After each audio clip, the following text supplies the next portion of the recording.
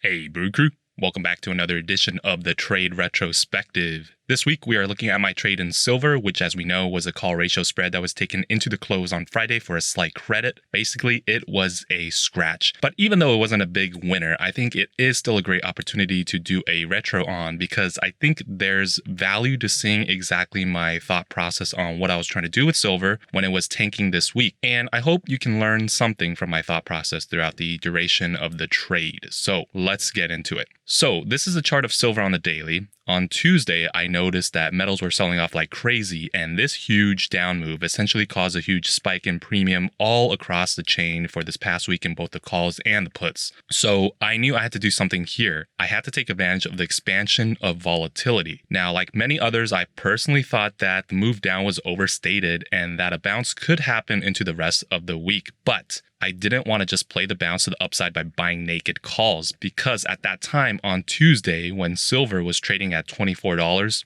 just the 25.50 calls alone were trading for 42 cents, and even crazier was a call all the way near the all-time high at $27. That was trading for 17 cents. I didn't want to pay 17 cents just to see if silver can break past 27 and change and break even by the end of the week, okay? But what I realized I could do was still maintain my bias on the bounce and capture a move to $27 without paying a debit at all by not only buying the 25.50 calls for 42 cents, but also selling 3 times the 27 calls, each of which was going for 17 cents, and essentially pay 42 cents minus 17 cents minus 17 cents minus 17 cents, which is negative 9 cents. Negative 9 cents means I'm putting this trade on for a 9-cent credit, meaning I'm getting paid 9 cents to put on this trade. And by doing so, if silver falls or just goes sideways, all of these options drain to zero and I walk away with 9 cents in my pocket. So there's absolutely no downside or sideways risk to this trade. Think about this for a moment. I was able to construct a trade and get paid for it without any risk to the downside. That's really the beauty of options. It's not just, oh, I'm bullish, so I'm going to buy calls and that's it. It's I'm bullish and I want to make money on a bounce like everyone else does. But how do I do so without losing money if I'm wrong, right?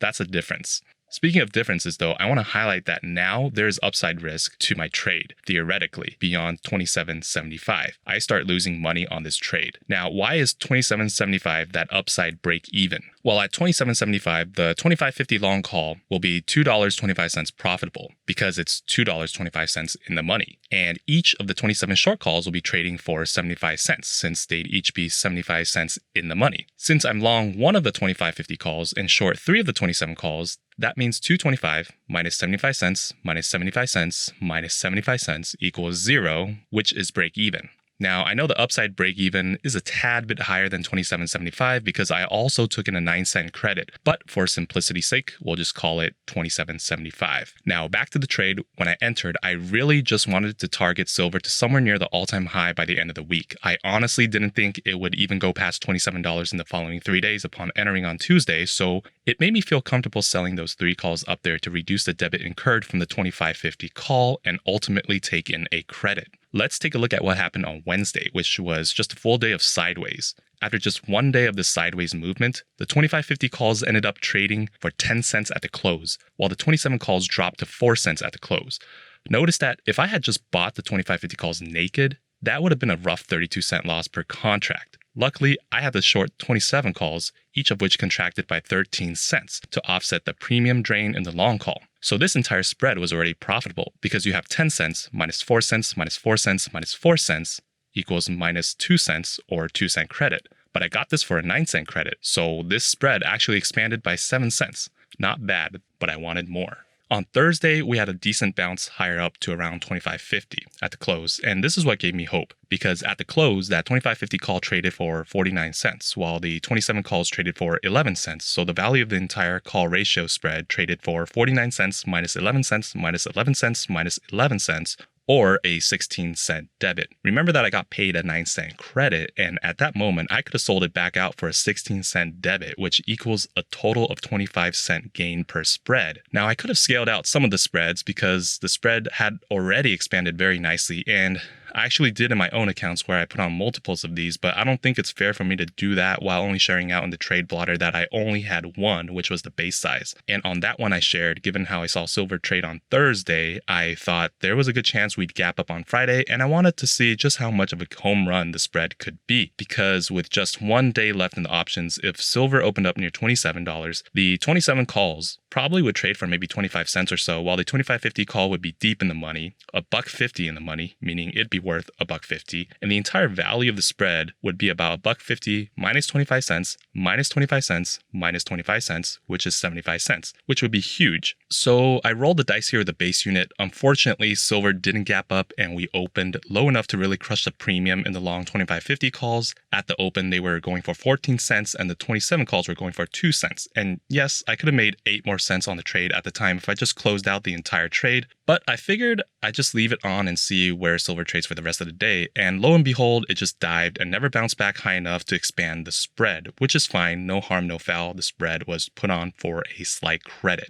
So I think the key takeaway here, which is very similar to that of last week's trade retro on Facebook, is simply to take advantage of an increase in implied volatility while looking for a directional play. In this video, you saw that this is basically what I did when I wanted to play a bounce in silver without paying a huge debit. I really love periods of increased volatility because the entire options chain expands and the options that I sell that are further out are worth more, and I can sell them at a higher value and take in a larger credit. And it allows me to widen the distance between the long and short strikes to give myself a nice juicy profit zone. I know some people were trying to play the bounce by buying at the money calls or out of the money calls expiring this Friday, and I took a quick look at the history of those options, and unfortunately, none of them really were profitable at any time during this week, even if they were bought at the lowest point on Tuesday. And that's simply because the implied volatility was so inflated on Tuesday, and they just got crushed on Wednesday from that sideways movement. And even though there was a bounce on Thursday, there just wasn't enough time left. Basically, Theta Gang came hard. Alright, so that's pretty much it for this video. One thing to keep in mind is that these types of trades that I do that are naked short calls require a margin account with the highest level of options trading privilege, but these types of trades that are naked short calls don't have to be naked. For example, in the silver trade, instead of being naked short the 27 calls and have unlimited upside risk, I could easily cap off that upside risk by buying 2 garbage calls each for a penny at around a $30 strike. And instead of collecting 9-cent credit on the trade, I'd collect 7 cents instead. So I could have done something like that if I couldn't naked short calls. However, if you prefer naked shorting options, I know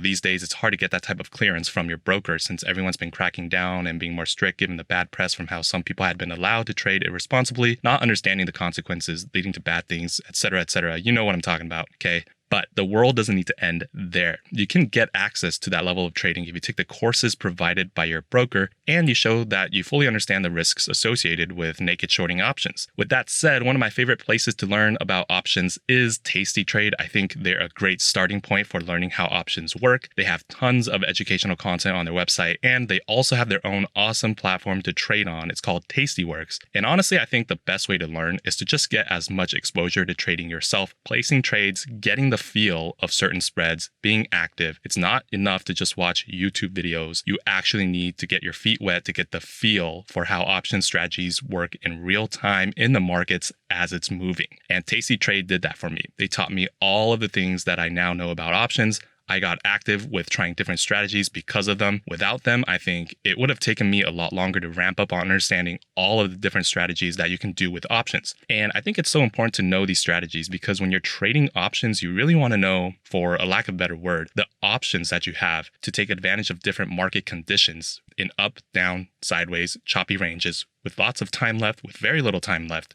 in high volatility environments, low volatility environments, etc., etc. That's craftsmanship, knowing how to use your tools and being able to brew the best trade idea and express that in terms of the best strategy with what you got in your toolbox. And when the right moment comes, when the market presents you with that opportunity, bam, you execute, you manage, and you do the best that you can with the tools that you have. All right. So I'll leave you with that. I think that's good enough for a coffee monologue. If you have any questions or comments, feel free to leave it down below and feel free to join us by checking out the links to our Twitter, Discord, and Twitch down in the description below. As I mentioned earlier, you can find links to Tasty Trade as well. But for now, learn as much as you can, soak up all that info like a sponge, and most importantly, stay safe, Brew Crew.